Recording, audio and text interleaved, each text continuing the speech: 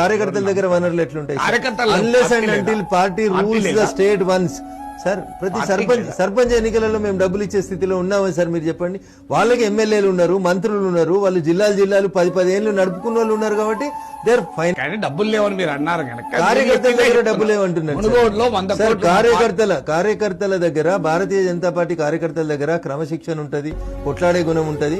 ఆర్థికంగా ఎందుకు ఎదగలేకపోయిన కార్యకర్తలు అంటే మేము రాష్ట్రంలో ఎప్పుడు అధికారంలోకి రాలేదు, వాళ్ళు సర్పంచ్ కాలే, ఎంపీటీసీ కాలే, ఓ వార్డు మెంబర్ కాలేదు కాబట్టి వాళ్ళ దగ్గర ఆర్థిక వనరులు లేక అవస్థపడతా ఉన్నారు. జస్ట్ మంచితనంతో వాళ్ళు దాన్ని సాధించుకున్నారు సార్. వాళ్ళ గురించి వదిలేసేది, నేను ఆ కార్ల గురించి బంగ్లాల గురించి మాట్లాడతలేను.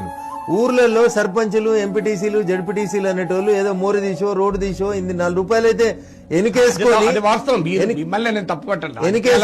అక్కడ కార్యకర్తలు వాళ్ళకి బలంగా ఉన్నారు. మా కార్యకర్త 40 ఏళ్ల నుంచి దేనికి వ్యతిరేకంగా అయినా సమస్యకు వ్యతిరేకంగా కొట్లాడుతూ ఏమున్నాయి సార్ బీజేపీ కార్యకర్తల దగ్గర?